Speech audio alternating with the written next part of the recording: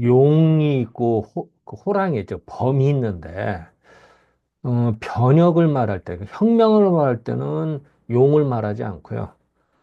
그 즉 호랑이를 말합니다. 왜 그럴까요? 용도 있는데 이런 질문. 용과 그 범의 차이는 무엇입니까? 라고 질문이 왔어요. 음, 다시 보면은 그 아, 빨리 쓰다 보니까 용 있잖아요. 용은 그 건꾀에 나옵니다. 건꾀 용은 막 위로 승천하죠. 그리고 호랑이가 나옵니다. 호랑이, 즉 범이라고 하는데 옛날 말은 범이라고 했고요. 조선 말 때부터는 호랑이라고 했습니다. 뭐 저는 그냥 편의상 주역 공부를 하다 보니까 그냥 범이라고 표현하겠습니다. 어, 용과 범의 차이는 뭘까? 용은요, 비늘이 있습니다. 그리고 사실은 상상의 동물이죠. 사실은 뭐, 이제 용을 뭐 직접 만나서 압수한 게 아니니까 사실 뭐, 저로서는 뭐 그냥 문헌을 통해서 말하는 수밖에 없는데요. 다 상상의 동물입니다. 그런데 용을 상징하는 거는 건괴, 즉, 그 양기가 승천하는 거를 상징하는 걸 용이라고 합니다. 그래서 그 임금의 자리, 내려면 이걸 상징하는 말입니다. 그래서 보통 용의 그림은 이제 임금님한테만 그린다, 뭐 이런 얘기까지 합니다. 그런데 이제 범 같은 건 어떠냐? 범은요, 그 털이 있습니다. 털. 털이 나면, 털은, 몸의 털의 특징이 뭐냐면요, 쉽게 말하면 우리 사람이 있는 옷이라고 생각하면 편합니다. 여름에는 좀 가볍게 입고, 겨울에는 좀 그 무거운, 그 두툼한 옷을 입죠. 추우니까. 곡물은 어떨까요? 여름이나 이제 봄 되면은 털을 좀 이렇게 좀 고목가를 할 듯이 털이 좀 빠집니다. 그래서 털이 좀 성금성금이 있어요. 예, 그래야 이제 더우니까 털이 많으면 더울 거 아니에요. 그랬다가 가을이 되면 털이 싹 빠지고 새롭게 납니다. 즉 겨울옷을 입는 거예요.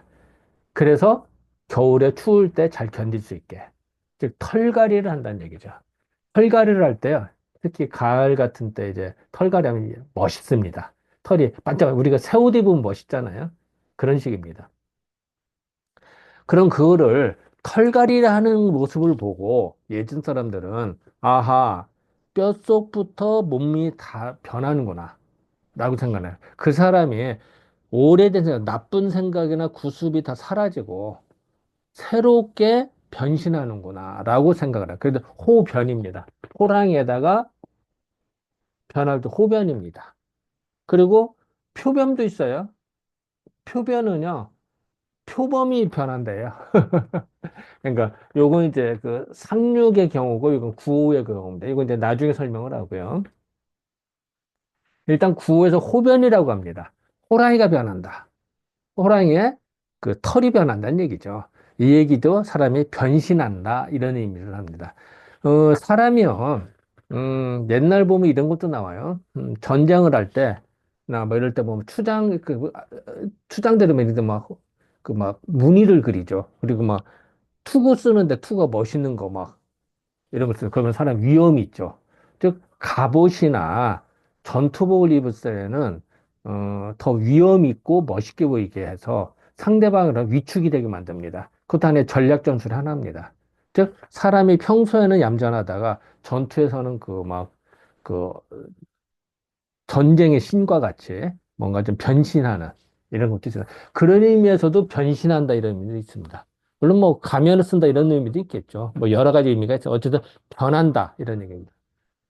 자, 다시 보면요. 용의 특징은요. 위로 올라갑니다. 반면에 호랑이는요. 음, 변신도 하지만 또 하나는 사냥을 해도 위에서 아래로 내려오면서 합니다. 쫙 점프했다 밑으로 내려. 그렇기 때문에 옛날부터 용은 양의 기운이 있다고 생각을 했고요. 호랑이는 음의 기운이 있다고 생각한 거야. 그래서 목화, 호, 금수를 봤을 때 중심에 내가 돼 왼쪽에 청룡이 올라간다. 우백호. 오른쪽에 백호, 흰 호랑이가 있다. 여기서 청룡과 백호는요, 여기는 봄, 여름, 가을, 저 이렇게 봤을 때, 봄의 색깔, 청색이 부르고요. 가을에는 백색입니다. 그래서 백호라고 합니다. 실질적으로 그 백호는 호랑이에선 되게 돌연변이죠. 극히 드뭅니다. 하지만 백호라고 의뢰하는 거는 상징적인 얘기죠. 금의 기운이 강하고 가을 기운으로 내려간다. 내려가는 기운이 강하다. 그런 어떤 차이로 보는 겁니다. 즉, 용이라고 하는 거는 원래 이미 임금의 자리에 이미 올랐고, 당당도 그러니까 그냥 지킬 뿐이야. 그 자리를. 그러니까 비늘이 있는 겁니다. 용의 비늘. 용의 비늘은 방어용이거든요. 그리고 이미 훌륭한 을 이룩한 거야. 그런데 호랑이는 그 이룩하는 과정입니다. 그래서 변신해서 그 개혁을 하는 겁니다. 현재는 부족하니까 더 나은 방향으로 개혁을 하려고 합니다.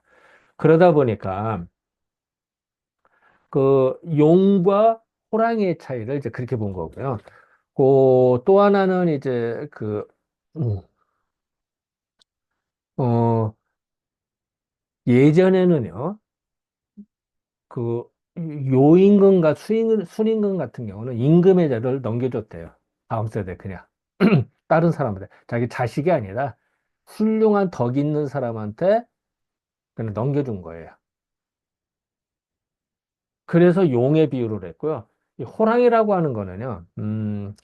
그 무왕 같은 경우가 무력을 써서 정권을 나라를 하나를 멸망시키다. 그래서 무력을 써서 임금을 쟁취했기 때문에 약간 한 등급 낮게 가서 호랑이를 그 변역할 때는 그걸 보고요. 그 임금은 이제 그 요순 임금 같이 그 선양을 했다는 용의 비유를 한다. 이렇게 이제 그 구분하기도 합니다. 물론 이제 학자별로 약간 견해의 차이는 있습니다만 어쨌든 그런 견해도 있다. 이렇게 보시면 될 것 같습니다. 어쨌든 그 용과 호랑이도 다 임금을 상징하는데 용은 더 이미 이룩한 자리니까 더 건괴 같은 경우에 해당이 되고 호랑이는 즉 범은 그 변신을 해서 이룩하는 과정이니까 좀 약간 무력을 통해서 이룩하는 거니까 약간 한 등급이 약간 용에 비한다면 이제 그렇게 물론 그 범도 대단한 거죠. 그러니까 어쨌든 군자가 호변한다는 거는 이제 그런 걸 의미한다라고 예전에는 봤습니다.